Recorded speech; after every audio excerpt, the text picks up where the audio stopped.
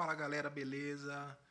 Meu nome é Franklin e esse é o canal Sem Máscara aqui de a minha casa. Estou de visual novo não, né? Eu resolvi tirar aquela barbona grande e deixar só isso daqui. Bom, estou fazendo mais um vídeo de praxe. Se eu lembrar de alguma coisa que eu precise falar no vídeo, eu falo com vocês. Bom, lembrando que tem Enseja 2026, se eu não me engano, tem esse ano. E você tem que se inscrever. Outra coisa, concurso do IBGE, pessoal, concurso do IBGE, abriu edital, ou seja, se abriu o edital, já passou da hora de você começar a estudar, já passou da hora de você tentar esse concurso, que é um dos melhores do Brasil, só não é concurso público, né? Pelo que eu sei. Estou iniciando agora nesse meio de concurso público, mas eu sei que é um processo seletivo, um salário para quem está desempregado, está precisando de um emprego, é um salário muito bom. Para você que tem ensino fundamental, é um salário razoável. Para você que tem um ensino médio, é um salário maior. E para você que tem mais conhecimento e ensino médio, também tem um salário maior ainda. E eu indico você fazer esse concurso, né? Esse processo seletivo. Tem vários canais que estão ensinando de graça, alguns outros também não de graça. Olha, eu não vou dizer nada sobre pagar por cursos para fazer o concurso do IBGE ou não, porque eu não sei como é que funciona. Eu sei que quando eu tentei o Enseja de 2019, existiam vários canais que ensinavam de graça, mas também cobravam, tinham um curso mais completo. O que eu pude perceber, e se você conseguir fazer uma organização, você consegue também sem gastar R$1. Eu acho, pelo Enseja. Pelo concurso público, eu já não garanto, já não sei. Por que eu digo isso? Porque quando eu fiz o Enseja 2019, eu vou falar aqui um dos canais que me ajudaram a terminar, que é o canal Termine os Seus Estudos, ou Termine Seus Estudos. Os professores são maravilhosos, são muito didáticos, ajudam muito as pessoas. Quando tem live, eles respondem a todos que estão fazendo as perguntas. Não dá para responder todos, porque é muita gente, mas eles respondem as perguntas das pessoas. Então, assim, não dá para responder a pergunta de todo mundo, então vai lá e faz a mesma pergunta 100 vezes, até alguém responder, certo? E da minha forma que eu estudei, eu não paguei nada, eu só fiz curso no YouTube, só que como eu tenho TDAH, eu tenho um superpoder chamado hiperfoco. Isso faz com que eu permaneça focado por um longo tempo sem distração nenhuma. Então isso que me ajudou bastante, porque eu estudava no YouTube, então eu colocava matemática, geografia, eu parava, escrevia. Uma dica muito legal que eu achava que era a conversa fiada das pessoas, que é escrever o que você está lendo. Eu odeio história, eu odeio geografia, mas eu pegava livros de história, livros de geografia, peguei emprestado livros de outras pessoas de história e de geografia. E o que eu fiz? Eu simplesmente pegava o que estava escrito no livro e escrevia no papel. O que estava escrito no livro, escrevia no papel. Quando eu chegava em algum ponto final, o que eu fazia? Eu voltava no livro e lia tudo que eu havia escrito no caderno. E depois continuava, escrevendo, lendo, escrevendo, lendo, escrevendo. Isso me ajudou, pasmem. Gente, eu tô falando sério. Quando chegar perto do ensejo, eu vou deixar vocês curiosos, porque muita gente vai duvidar, tá? Eu fiz um ensejo uma vez na vida, tá bom? Eu fiz redação 2 vezes na vida. A primeira foi no Enseja e a segunda foi no vestibular da Unip. Mas quando chegar perto do Enseja, eu vou mostrar o meu certificado para vocês verem que eu não estou mentindo. Mas uma pessoa que odeia geografia tirar uma nota, se eu não me engano, 163, eu tirei, a minha nota foi 163 ou foi 153. Eu odeio geografia e a nota máxima era 180.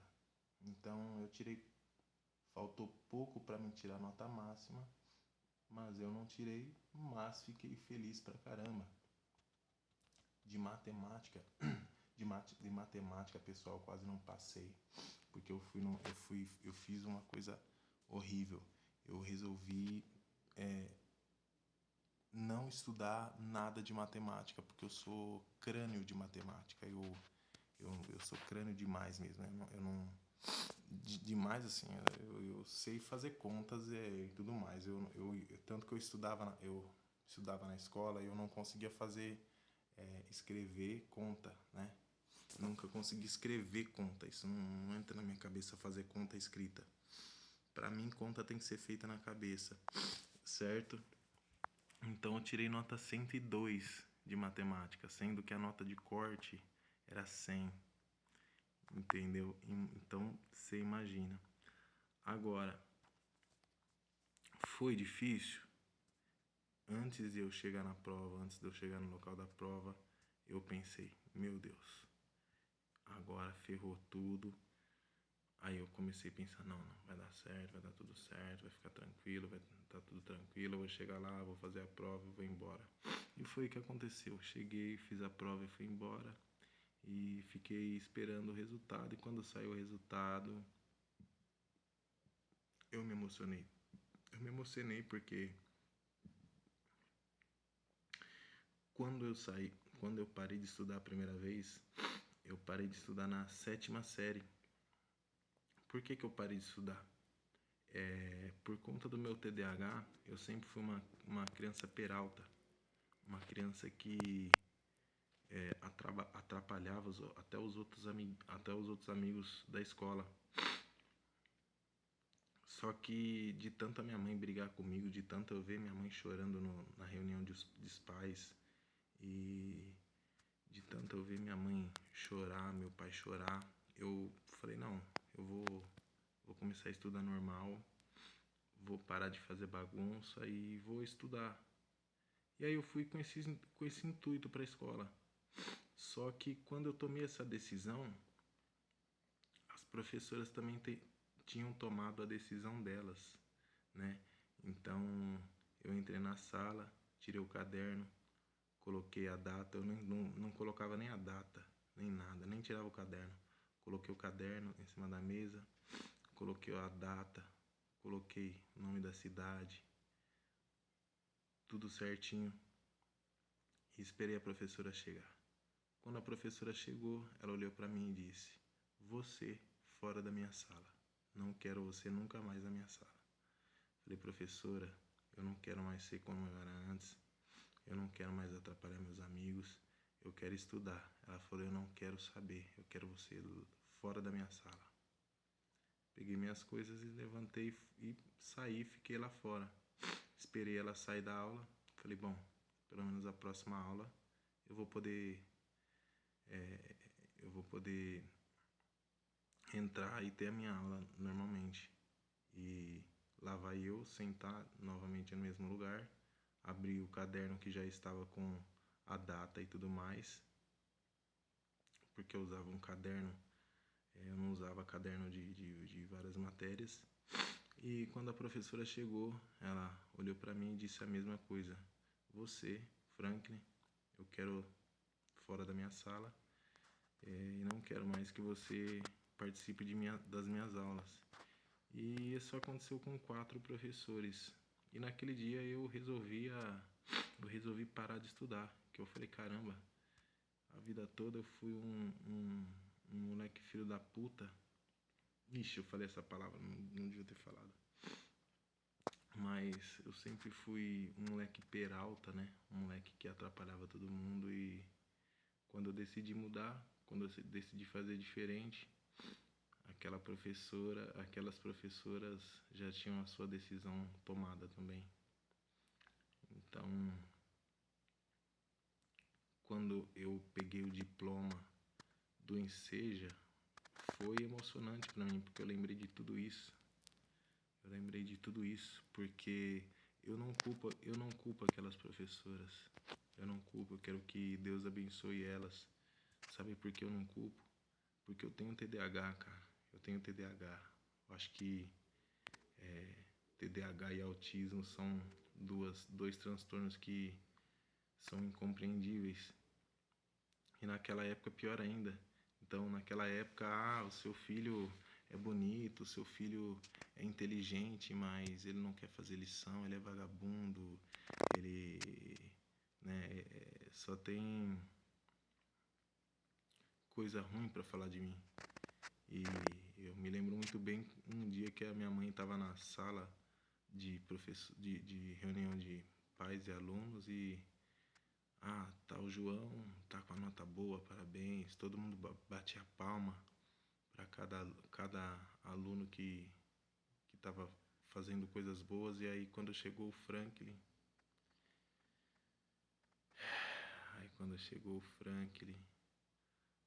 todos olharam para minha mãe e a professora e o Franklin atrapalha os alunos e o Franklin só brinca e o Franklin não quer estudar e o Franklin só tem nota vermelha.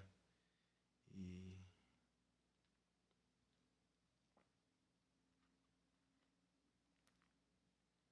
aquilo me deixou muito triste. Mas hoje eu entendo que aquilo foi porque a minha mãe não conseguiu me tratar. Eu fui diagnosticado com TDAH aos 9 anos. Só que a Ritalina já custava cara pra caramba naquela época. Se não tivesse custado, se não fosse tão caro, eu acho que até hoje eu estaria diferente. Bom, o vídeo se estendeu bastante e eu falei bastante coisa. Precisava falar algumas coisas, né? E espero que um dia eu tenha bastante inscritos, que eu possa conversar com todos vocês, que a gente possa trocar ideia e evoluir junto. Pessoas com o mesmo objetivo, a mesma ideia, as mesmas ideias. Às vezes você tá aí pensando, poxa, será que eu faço? Será que eu não faço? Por vergonha de alguma coisa, cara. Não pensa jamais se você faz ou não faz algo. Simplesmente faz, cara. Não pensa se você faz ou não faz. Porque talvez alguém vai fazer aquilo que você queria fazer e quando você for fazer já tem alguém que faça. E aí você vai ouvir aquela frase: pô, mas eu já tenho alguém que vende isso pra mim. Pô, eu já tenho alguém que faz isso pra mim. Entendeu? Então, essa dica que eu dou pra vocês que ficam pensando. Será que sim? Será que não? Será que vai? Será que não vai? Eu tô num momento, vou estender um pouquinho mais esse vídeo para falar um pouquinho mais, porque eu estou num momento da minha vida que sendo sincero com vocês, eu não tenho mais motivação nenhuma para viver. Na verdade, a única motivação que eu tenho para viver é minha filha, mas eu não tenho sonhos, eu não vou me vitimizar não. Isso não é vitimizar não. Isso é constatação de fatos. Na situação que eu tô no momento,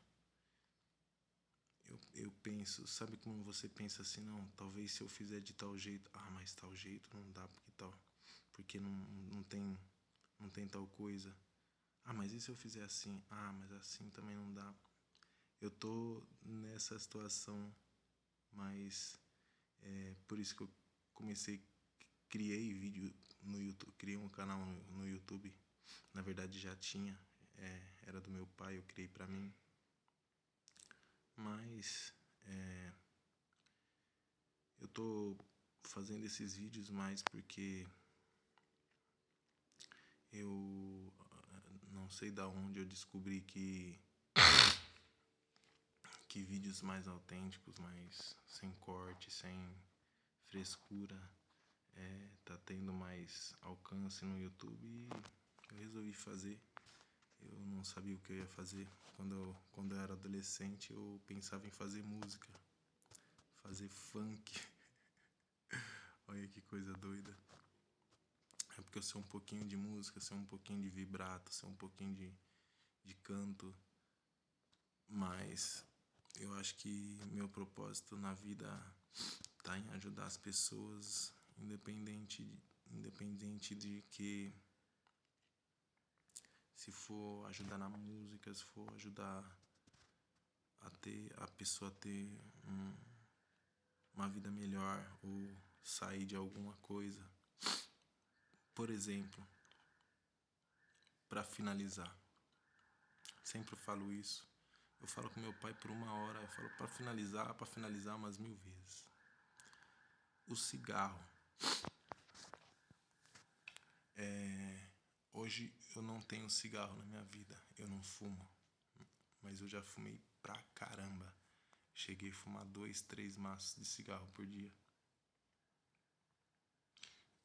Só que o dia que eu parei de fumar, eu olhei pro cigarro e eu falei assim, você jamais vai acabar comigo. Você não vai acabar comigo. Era o último cigarro. Eu falei, você vai ser o último cigarro que eu vou fumar. Que é aquela velha história, o último cigarro, né? Fumei o último cigarro e parei. Fui dormir, que era de noite, fui dormir, acordei, uma vontade tremenda de fumar, eu não vou fumar. Vou pro computador, vou ouvir música, vou fazer alguma coisa, vou varrer uma casa. E eu tava na cidade da minha irmã, quando ela ainda era viva. E eu juro pra vocês, com 5 horas sem fumar cigarro, eu fui no bar pra comprar cigarro e não tinha cigarro.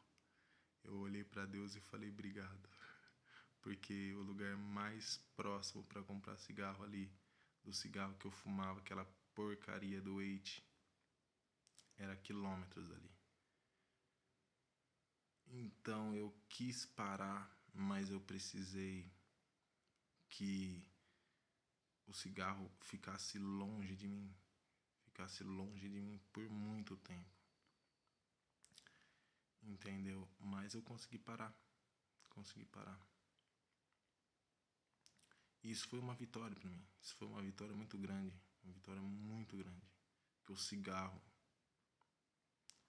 quem fuma não percebe. Mas quando eu fumava, eu era um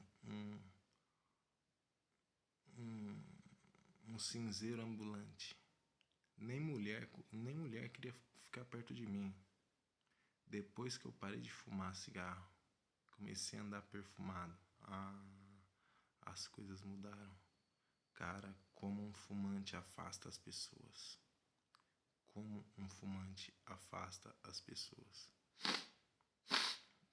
Enfim, eu achava que parar de fumar cigarro era difícil. Aí eu perguntei para um amigo meu, pô, mano, me dá um cigarro aí. Ele falou, não fumo mais. Pô, mas como assim você não fuma mais? Ah, eu não fumo mais. Mas como você fez para parar de fumar? Ah, eu simplesmente parei. E aí você fica sem entender nada. E aí eu perguntei pro meu primo. Meu primo, ele fumou por muitos anos também e parou. Aí eu perguntei, ô David, como que você fez para parar de fumar cigarro? Ah, eu simplesmente parei. Mas como assim? Você usou alguma coisa? Você tomou alguma coisa? Tomou um chá? Alguma coisa? Não, eu simplesmente parei. Eu fumei o último cigarro, depois não fumei mais. E aí eu fiquei encucado com aquilo na minha cabeça. E meu primo fazia 20 anos que fumava cigarro. Não era qualquer, não era 2 anos, 3 anos, 20 anos fumando cigarro. Ele tinha coleção de, pra você ter uma ideia, ele tinha coleção de cigarro. Tinha cigarro, tinha maço de cigarro dentro do quarto dele que eu nem sabia que existia. Que era maço de cigarro de 1999, 98. E ele conseguiu parar. Aí eu comecei a pensar, caramba, será que a cocaína é a droga mais forte? Será que a bebida é a droga mais forte? Será que o cigarro é a droga mais forte? O que é a droga mais forte? O que é mais difícil de parar? Aí eu cheguei numa conclusão. O que mais mata por acidente no mundo? Vamos falar só do Brasil. É a cerveja, né? É a bebida. Por quê? Porque é difícil de parar. Você vai assistir um jogo de futebol, você toma uma cerveja. Você vai numa confraternização, você toma uma cerveja, mas o cigarro é algo que afasta pessoas. E aí isso faz com que a pessoa que fuma, algumas não, mas faz com que a pessoa que fuma ela acaba pensando, caramba, eu preciso parar com essa merda aqui, meu. Pô, ninguém quer ficar perto de mim, é ruim, tem que ficar longe dos outros, tem que. Se ele tiver consciência, ele vai pensar isso, entendeu? Agora a cerveja ele não vai ter essa consciência. Ele não vai ter essa consciência porque se ele falar para algum amigo dele, ele fala assim, pô, tô querendo parar de. Pensa só. Você que é fumante, fala para um amigo seu, cara, tô pensando em parar de fumar. Ele vai falar, caraca, mano, melhor coisa que você pensou na sua vida, cara, melhor atitude que você vai ter. Aí você fala pro amigo, ah, tô pensando em parar de beber. Ah, legal, uma atitude legal, cara, mas uma latinha de vez em quando não tem problema. Uma latinha no final de semana, umas latinhas no final de semana, às vezes você comer um churrasco, você comer um churrasco e beber, comer um churrasco e beber, você não fica chapado, né? Aí as outras coisas também é a mesma coisa. Você fala pro seu amigo assim, pô, tô, tô a fim de parar de fumar um. Aí ele vai falar o quê? Malandro não para, malandro dá um tempo. Então você vê que a, a, a coisa que deveria realmente falar assim, a pessoa fala assim, pô, tô querendo parar de beber cerveja, tô querendo parar de beber. Você não vê ninguém falando assim, cara, se você tá pensando nisso, eu acho melhor você ter uma vida saudável. É melhor realmente você parar com a bebida e, cara, nem no final de semana, nem na hora que você tá. Por quê? Porque você vai estragar seu filho. Falar coisas que a pessoa vai pensar e vai falar, não, realmente eu não posso tomar nenhuma cervejinha. Porque nessa de tomar uma cervejinha, o, o autoconhecimento acaba fazendo com que a pessoa pense, não, eu já dirijo há 50 anos, eu dirijo bebendo há 50 anos e nunca aconteceu nada.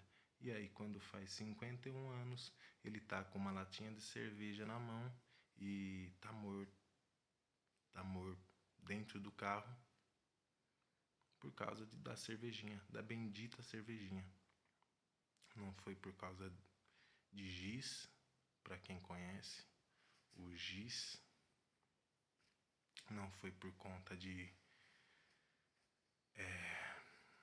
coisas naturais,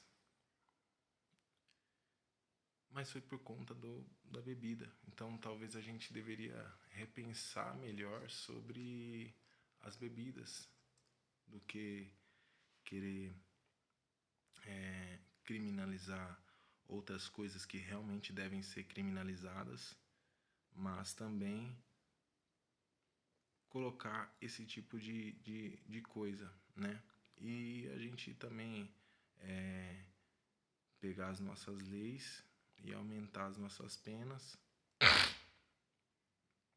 porque se você parar para pensar, uma pessoa embriagada que bate um carro, ela mata um monte de gente.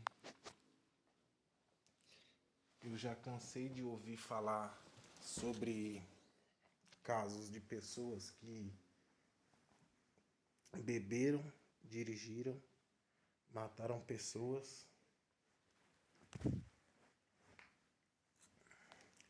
e não pagaram por seus erros, não aconteceram nada e o pior, mataram famílias e não foram presas e ainda ficaram vivas. Ficaram vivas. Eu acho que no Brasil deveria ter lei de a pessoa ficar presa perpetuamente se ela matar alguém no trânsito. Isso é inadmissível, porque todos nós sabemos que o carro é uma arma, né? O carro é uma arma. Não dá pra você usar uma arma como se fosse um brinquedo. Então, matou, perpétua. Porém, eu não queria chegar nesse mérito, mas eu não acompanho muito política, mas acredito eu que não tenha ninguém nem de direita nem de esquerda para fazer uma prisão perpétua para pessoas com crimes absurdos como atropelamento com morte, crimes hediondos, feminicídio. Feminicídio é prisão perpétua, não tem jeito, porque o feminicídio ele mata hoje e amanhã ele vai fazer de novo com outra mulher. É isso aí, tamo junto. E manda vocês aí, manda aqui os comentários, por favor, se inscreve no canal, curte. Por que que todo youtuber pede para você se inscrever no canal? Quando você se inscreve no canal, o YouTube vai começar a entregar os vídeos, todos os vídeos para você. Mas aí você tem que se inscrever e habilitar o sininho de todas as notificações. Por que curtir o vídeo? Quando você curte o vídeo, ele entrega para mais pessoas. Ele vê o vídeo e fala, olha só, as pessoas estão gostando desse vídeo, então vou mostrar para outras pessoas.